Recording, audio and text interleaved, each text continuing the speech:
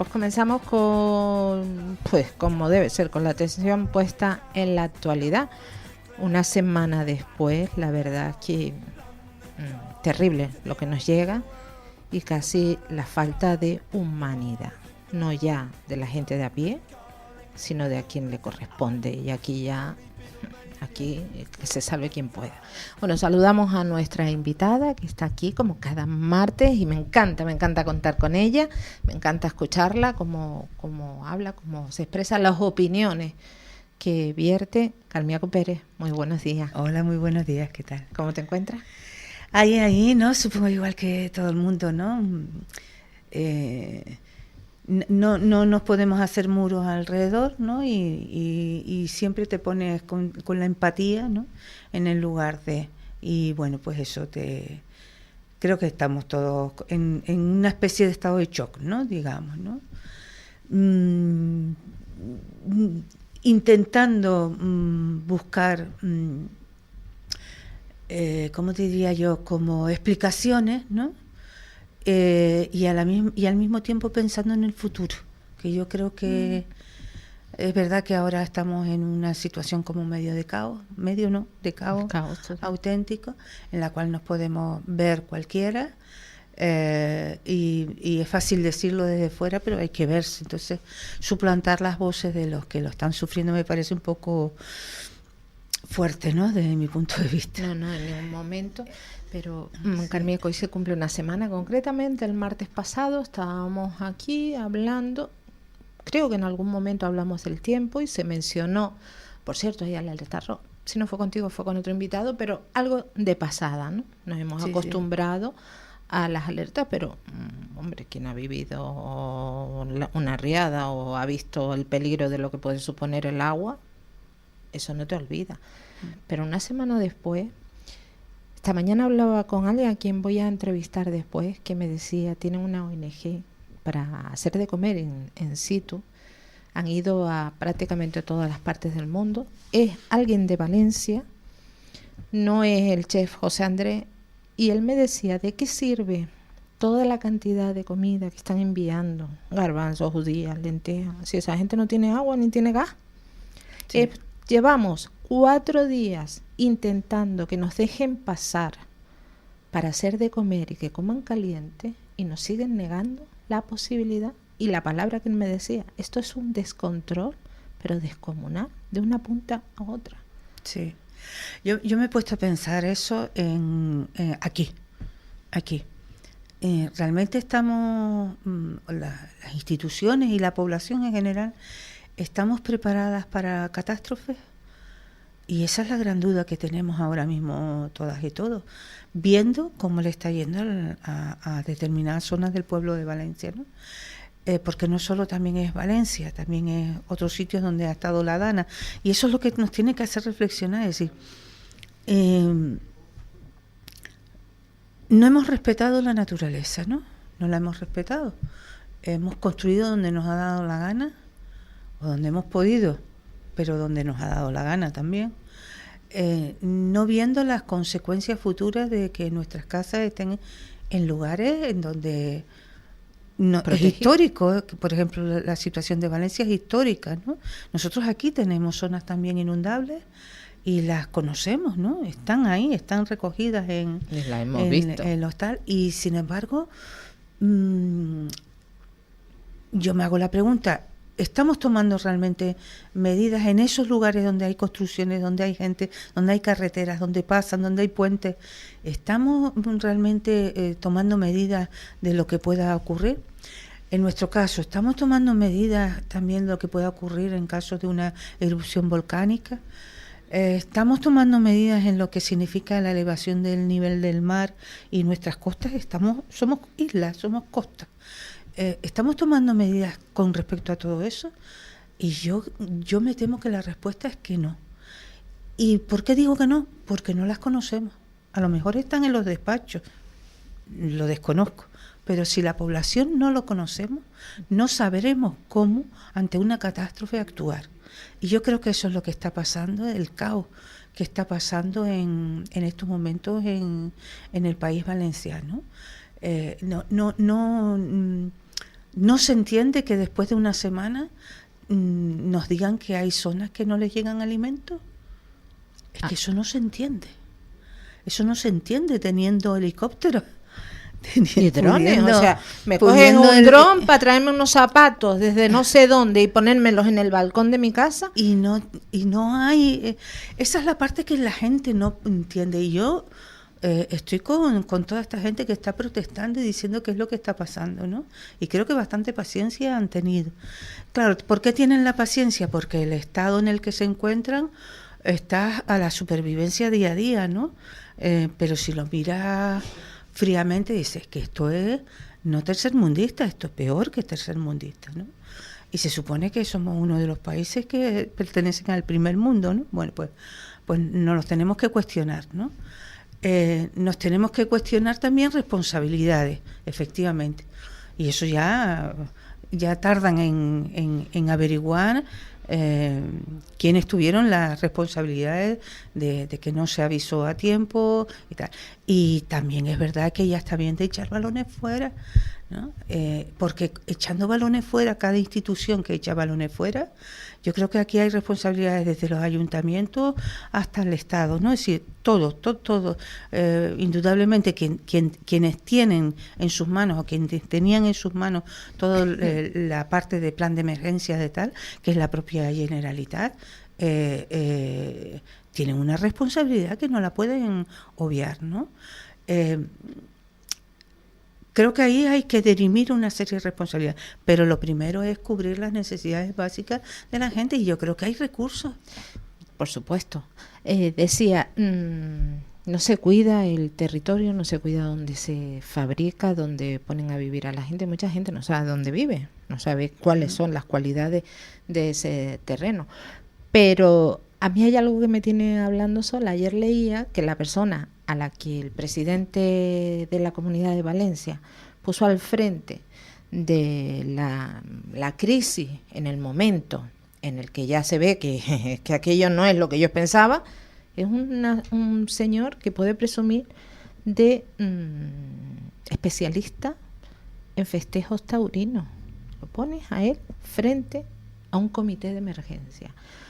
Vale, lo puso. Pero yo miro para nuestras consejerías aquí en Canarias. El volumen de asesores, porque bueno, un político puede llegar al poder por su labia, por su empatía, porque queda bien en la foto, porque es el líder del partido, porque no tienen algo mejor y es lo que ponen, porque esa es la realidad. Y por eso se rodea de expertos. ¿Cuál es la calidad de los expertos que rodean a los nuestros? Porque uno mira el listado y dice, bueno... También es la calidad del político, ¿no? El político que es capaz de decir, yo me dedico a la política y tengo un ideario, tengo una ideología, tengo una forma de pensar, creo que hay que hacer globalmente estas cosas, y ese mismo político o política que ante jugar un primer plano las personas especialistas dan un paso atrás y coloca delante a todos los que son los especialistas, ¿no? Pero hay políticos que eso no lo hacen.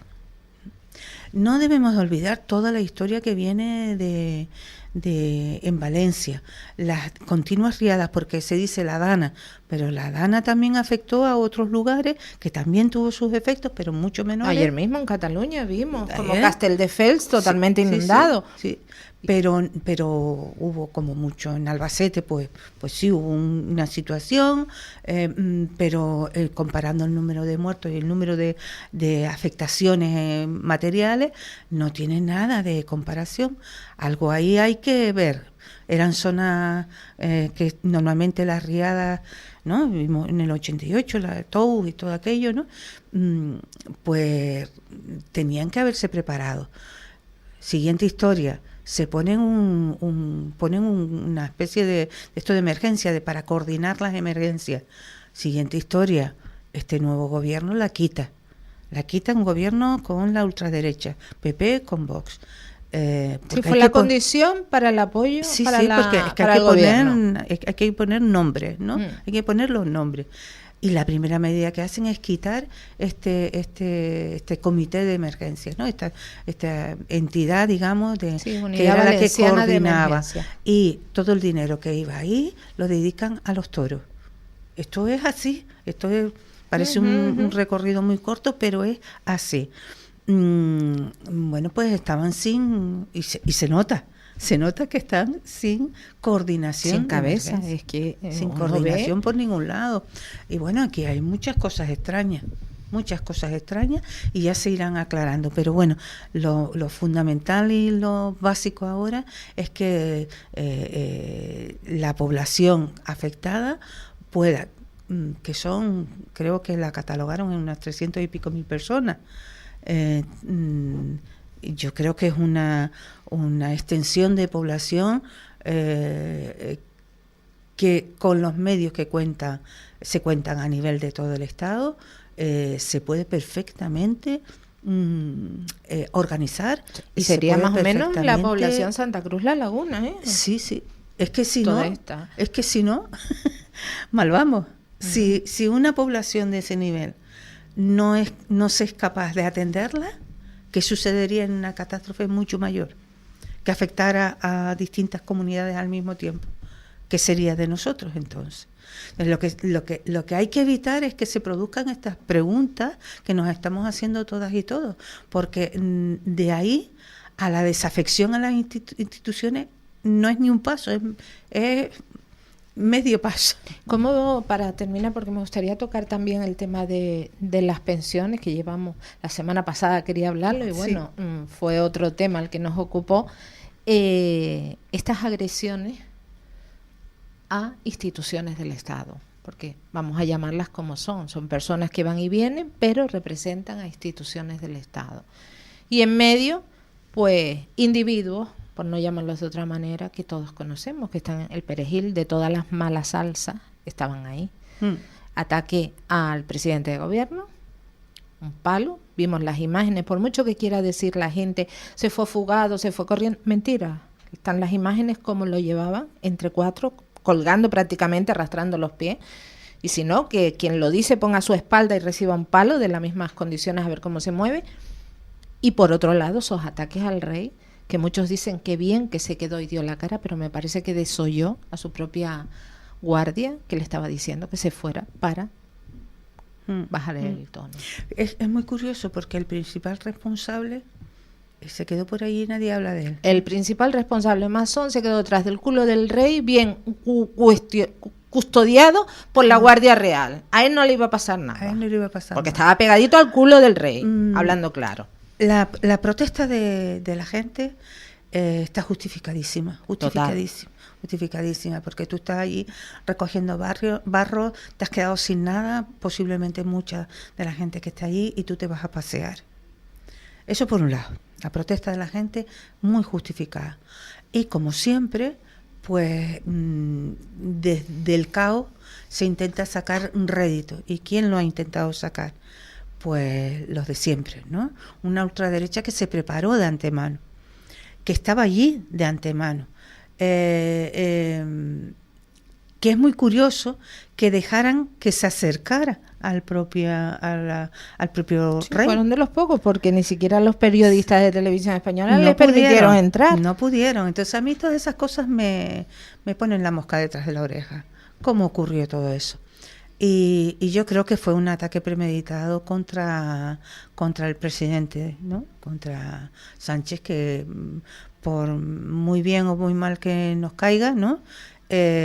Pues no es el creo, representante del gobierno de todos y efectivamente, pero no creo que además esas sean las formas, y no creo que tampoco esa era la forma de la propia población de allí la que querían hacer, ¿no? De hecho están identificados y de hecho están. Pero es muy curioso que ni el propio rey, que se tiene que conocer toda la simbología, ni los propios es que los abrazó, hay una foto ahí abrazando al niño que tenía la división azul aquí en el pecho, y el otro que está en eso es muy curioso. Entonces no sé si esto es una especie de blanqueo a la institución también. No lo lo dejamos sé. ahí, no sabemos. Bueno, lo dejamos cierto ahí es... porque no lo tengo muy claro. Pero sí justificar que la protesta sí estaba muy justificada y que tenían que haber responsabilidades. Lo único que sucede es que lo curioso es que esa protesta no fuera dirigida al primer responsable de las 3 instituciones que estuvieran allí, ¿no? O no se vio. O no se vio, que eso también es otra, No, porque no se vemos vio. lo que nos dejan ver, lo que nos pone. Carmiaco, ahora sí, se están preparando, y este es un tema que interesa no solamente a los pensionistas, sino a toda la población. Se están llevando a cabo pues ya los estudios de los presupuestos, a ver con todo esto cómo queda el presupuesto del Estado, si sale o no sale, porque ahora también tienen la excusa perfecta para decir que no sale. Las pensiones. Sí, bueno, antes de hablar específicamente de las pensiones, sí quería comentar la situación también que en de las catástrofes de las personas mayores, ¿no? Que normalmente pues son las que más están quizás sufriendo las consecuencias, muchas personas encamadas, muchas personas que se quedan entre los fallecidos hay muchos mayores porque no tienen la agilidad para escapar. No, y no que tienen encima la fuerza. residencia estaba al lado del cauce del barranco, que no entiendo muy bien, una residencia mayor es hacerla en un cauce de barranco. Entonces quería señalar eso y quería sugerir además que creo que en los planes en todos los ayuntamientos debería de existir un registro de las situaciones de las personas mayores en cada casa, cómo están, si están encamados o si no, porque a la hora de una evacuación son los últimos y hay que tenerlos en cuenta, ¿no? Y pasando ya al tema de las pensiones, efectivamente estamos en un momento crucial que como la actualidad no habla no puede hablar de otra cosa, pues la estamos dejando ahí soterrada, pero están siendo los presupuestos, unos presupuestos que no sabemos si van a salir, y tampoco tenemos nuestra certeza, porque no se ha dicho nada, o bien se ha dicho poco, sobre si realmente se van a revalorizar las pensiones con el IPC, sabiendo que ya por parte nuestra incluso ese IPC nos parece que no es el adecuado, pero bueno, por lo menos que se suba con ese IPC. Y también nos preocupa que ayer mismo presentamos una carta a la consejera que la daremos de aquí del Gobierno de Canarias. Sí, porque ya llevamos un año y medio más desde o menos. La anterior legislatura que estamos me prometió. Bueno, ya esos son 2 años, ya llevamos 2 años con una ley de renta ciudadana en donde está el artículo que habla del complemento a las pensiones no contributivas y todavía sigue ese complemento sin aparecer. Ante la situación que nos han planteado de que tiene que cambiar la ley estatal para que eso suceda, bueno, nosotros le ponemos ya el ejemplo de lo que está haciendo en Navarra, el acuerdo que se ha hecho del gobierno con Bildu de complementar las pensiones que lleguen hasta tanto las no contributivas como las contributivas, que lo que menos pueden estar cobrando ellos allí será de 1.034 euros. El salario mínimo. Sí, cuando aquí las no contributivas están en 517 euros. Y las contributivas, muchas de ellas están muchas de ellas están por debajo de esa cantidad, pero en general tenemos que el 60% están por debajo del umbral de la pobreza. Entonces, es urgente que haya un reparto de la riqueza y en ese sentido en Canarias hay que hacer, por un lado, ese complemento ya, y por otro lado incluir en la ley a las contributivas también. Eso estamos pidiendo, pero que además decimos que como en todo el año 2024 no se recibió ninguna cantidad compensatoria, existe y se recupere una ayuda, como ocurre en muchísimos otros lugares, una ayuda y además que se estudie la posibilidad de ese complemento a través de lo que es la Hacienda Canaria, que se puede hacer. que hemos descubierto ¿Qué se puede hacer? que se puede hacer. Cómo, aunque tengan que esas personas hacer la declaración de la renta, pero que se puede hacer a través de la Hacienda Canaria, igual que lo hacen en el País Vasco. ¿Enviaron esta carta a la consejera? Enviamos la carta ayer, esperamos que nos conteste lo ¿Les más ha contestado rápido posible. en otras ocasiones? En otras ocasiones no nos han contestado vía oficial. He tenido yo que, por medio de los contactos, pues enviársela personalmente, y a raíz de ese envío personal nos ha recibido. Sí que nos ha recibido las veces que se lo hemos solicitado, ¿no? Esperamos que esta también, y que puedan estudiar esta nueva vía, que no nos corresponde a nosotros estudiarla, les correspondía a ellos, pero esta nueva vía, y además que presionen a quien tengan que presionar para que la ley a nivel del Estado se pueda cambiar. Al mismo tiempo hemos registrado también una carta a los partidos políticos que están en la oposición, porque los que están ya en el gobierno pues ya se sabe, ¿no? Ya se sabe, ¿no? Esperemos que podamos tener esa interlocución con ellos y ellas. Pero con los demás queremos también tener esa reunión para ver, por un lado, el desbloqueo a nivel del Estado de la ley de la seguridad social, que no permite unos ingresos en donde podamos meter ese complemento, y por otro lado, para ver la posibilidad de que la ley canaria también amplíe a las pensiones contributivas que están en la misma situación que las no contributivas, ¿no? Esperamos que nos reciban. Pero bueno, me ya aguanto sabe lo que iba a decir para no entrar en la desesperanza, pero sí. Yo recuerdo que el año pasado por estas fechas hablábamos del IPC, hablábamos de las pensiones, hablábamos de ese complemento que por ley aprobada por unanimidad en el Parlamento de Canarias correspondía a las personas que estaban cobrando una pensión no contributiva, y aquí estamos, un año después, sí. hablando de lo recordar mismo. Que era el primer compromiso de pacto entre el PP y el PSOE para formar gobierno. El PP, primer punto que pusieron, entre Coalición Canaria. Entre Coalición Canaria y el PP hicieron un programa de acuerdo para legislar, y el primero era el complemento a las pensiones. Bueno, antes de eso estaba el del IGI y han encontrado. Sí. Esperemos que no, que con esto cumplan, por lo menos antes de que termine la legislatura, porque mucha gente sigue. Sí, lo que pasa es que también nosotros planteamos que tienen que existir estas ayudas mientras no esté el complemento. Claro, porque tienen que existir ayudas que sean equiparables a ese complemento. Pues claro que sí, porque lo pueden hacer, se puede hacer. Nos quedamos con eso y seguiremos hablando de este asunto, Carmiaco. Muchísimas gracias, como siempre. Muchísimas gracias a ti. La mañana de la 10 con Tere Coello. Capital Radio.